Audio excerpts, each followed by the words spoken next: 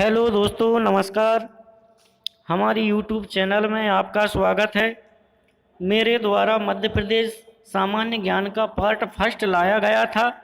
इस वीडियो में मेरे द्वारा पार्ट 2 लाया गया है।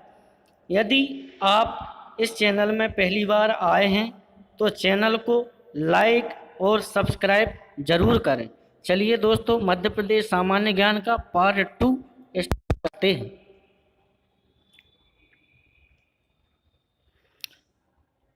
मध्य प्रदेश पूर्णतः भू-अवस्थित राज्य है। इसका मतलब है कि वह राज्य जिसकी सीमा किसी अंतर्राष्ट्रीय सीमा को छूती हो, ना ही किसी समुद्री सीमा को छूती हो। उसी प्रकार से मध्य प्रदेश की सीमा भी ना किसी अंतर्राष्ट्रीय सीमा को छूती है, ना ही किसी समुद्री सीमा को छूती है। जबकि मध्य प्रदेश की सीमा 5 राज्यों को छूती है, मतलब 5 राज्यों से मिलती है। दक्षिण में महाराष्ट्र से मिलती है, पश्चिम में गुजरात एवं राजस्थान से मिलती है, पूर्व में छत्तीसगढ़ से मिलती है, उत्तर में उत्तर प्रदेश से मिलती है।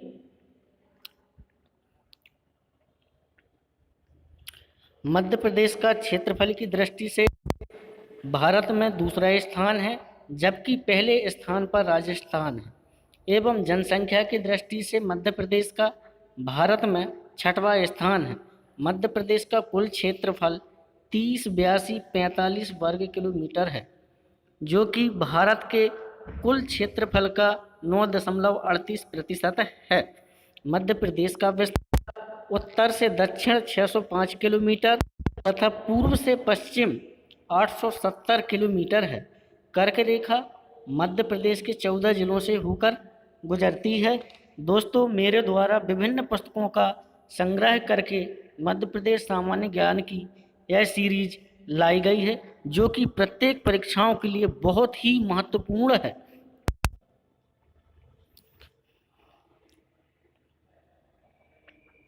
मध्य प्रदेश का सबसे ऊंचा जलप्रपात मध्य प्रदेश का सबसे ऊंचा जलप्रपात चचाई जलप्रपात है, जो रीवा जिले में है। किस नदी पर? बीहड़ नदी पर है। इसकी कुल ऊंचाई 130 मीटर है। दोस्तों, व्यापम की परीक्षाओं में इस क्वेश्चन को बहुत बार रिपीट किया गया है कि चचाई जलप्रपात कहाँ पर है, या फिर मध्य प्रदेश का सबसे ऊंचा जलप्रपात का नाम क्या है, किस नदी पर है और इसकी ऊंचाई क्या है। तो दोस्तों, मध्य प्रदेश का सबसे ऊंचा जलप्रपात चचाई जलप्रपात है, जो कि रीवा जिले में बीहड़ नदी पर है। इसकी ऊंचाई 130 मीटर है। मध्य प्रदेश का सबसे लंबा पुल तवा पुल है, जो कि होशंगाबाद जिले में तवा नदी पर बना हुआ है। इस पुल की लंबाई 1300 मीटर है। दोस्तों, कभी कभी पेपर में इसकी लंबाई भी पूछ लेते हैं, या फिर ये पूछा जाता है कि मध्य प्रदेश का सबसे लंबा पुल कौन सा है। कौन सा है? तवा पुल। मध्य प्रदेश के ग्वालियर जिले में ही भारत के प्रधानमंत्री श्री अटल बिहारी वाजपेयी जी का जन्म हुआ था, जो अपने राजनीतिक जीवन में भारत के कुल 3 बार प्रधानमंत्री बने हैं। अटल बिहारी वाजपेयी का जन्म दोस्तों ग्वालियर जिले में था, जो कि अपने राजनीतिक जीवन में भारत के कुल 3 बार प्रधानमंत्री बने हैं। ग्वालियर के किले का निर्माण राजा सूरज सेन के द्वारा 525 ईस्वी में कराया गया है। दोस्तों, यह क्वेश्चन भी बहुत बार रिपीट होता है कि ग्वालियर के किले का निर्माण किसके द्वारा किया गया है, या फिर ग्वालियर का किला कब बनाया गया है। इस किले में राजा मानसिंह तोमर ने, ग्वालियर का जो किला है, इस किले में राजा मानसिंह तोमर ने अपनी पत्नी मृगनयनी जिसका नाम है मृगनयनी, जो कि गुर्जर जाति की थी, उसके लिए एक महल का निर्माण कराया है, जिसे गुजरी महल के नाम से जानते हैं। इसी किले में राजा मानसिंह तोमर ने अपनी पत्नी मृगनयनी, जो कि गुर्जर जाति की थी, के लिए एक महल का निर्माण कराया है, जिसे गुजरी महल के नाम से भी जानते हैं। दोस्तों, यह क्वेश्चन बहुत बार आता है कि गुजरी महल किसने बनवाया। मानसिंह तोमर ने मान मंदिर का निर्माण भी इसी किले में कराया है। मानसिंह तोमर द्वारा मान मंदिर का निर्माण भी इसी किले में कराया है। ग्वालियर का किला भारत का सबसे बड़ा किला है। ग्वालियर के किला भारत का सबसे बड़ा किला है। इस किले को भारत का जिब्राल्टर या किलों का किला भी कहा जाता है। सबसे बड़ा किला है। इस किले को भारत का जिब्राल्टर या किलों का किला भी ग्वालियर का किला को कहा जाता है। ग्वालियर को तानसेन की नगरी के नाम से जाना जाता है।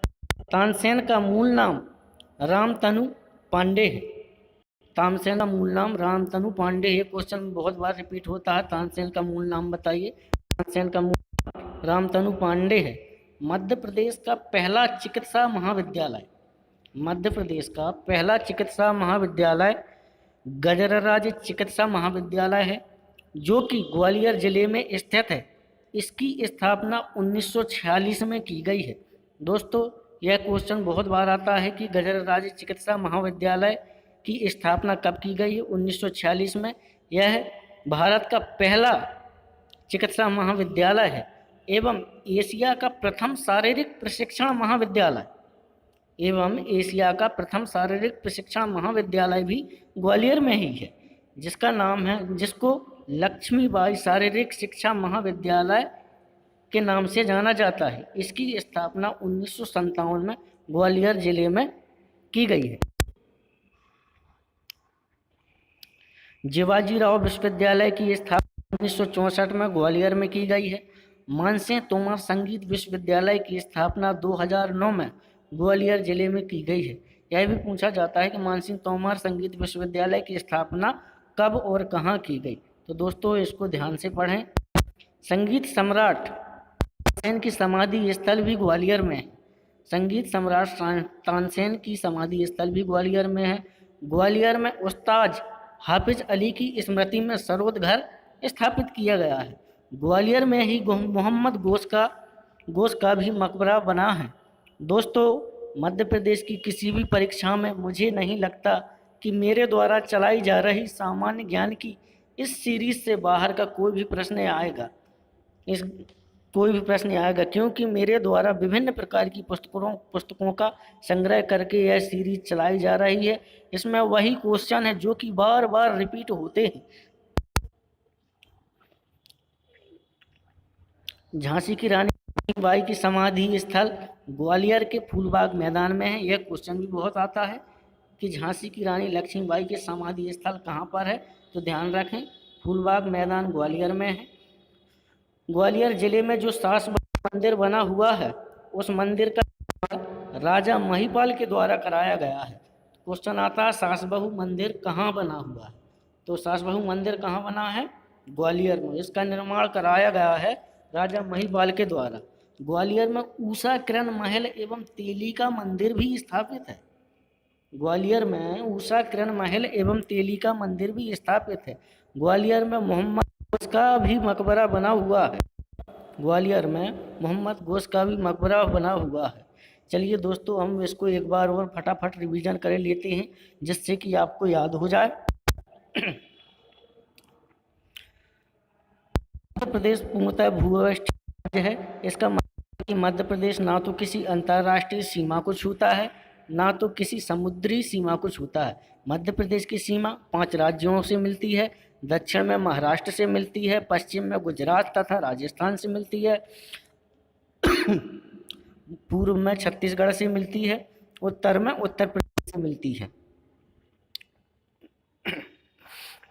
मध्य प्रदेश का क्षेत्रफल की दृष्टि से भारत में राजस्थान के बाद दूसरा स्थान तथा जनसंख्या की दृष्टि से देश में 6वां स्थान है। मध्य प्रदेश का कुल क्षेत्रफल 30,82,45 वर्ग किलोमीटर है, जो कि भारत के कुल क्षेत्रफल का 9.38% है। दोस्तों, जो व्यक्ति इस चैनल में पहली बार आए हैं, वो हमारे चैनल को लाइक एवं सब्सक्राइब करें, जिससे कि मेरे द्वारा चलाई जा रही मध्य प्रदेश सामान्य ज्ञान की इस सीरीज के अगले पार्ट का नोटिफिकेशन जल्द प्राप्त हो सके। मध्य प्रदेश का विस्तार उत्तर से दक्षिण 605 किलोमीटर तथा पूर्व पश्चिम 870 किलोमीटर है। कर्क रेखा मध्य प्रदेश में 14 जिलों से होकर गुजरती है। दोस्तों, यह वह प्रश्न है जो कि सदाबहार, इनकी प्रकृति कभी चेंज नहीं होती। इनकी प्रकृति कभी चेंज नहीं होती। कुछ प्रश्न ऐसे होते हैं जिनकी प्रकृति चेंज होती रहती है, जैसे कि करंट अफेयर के क्वेश्चन होते हैं। ऐसे प्रश्नों का वीडियो भी मेरे द्वारा जल्द से जल्द लाया जाएगा। लेकिन एक प्रश्न तो सदाबहार हैं, हमेशा हर परीक्षाओं में आने वाले हैं। मध्य प्रदेश का सबसे लंबा पुल तवा पुल है, जो कि होशंगाबाद जिले में है। तवा नदी पर बना हुआ है। इस पुल की कुल लंबाई 13 मीटर है। मध्य प्रदेश के ग्वालियर जिले में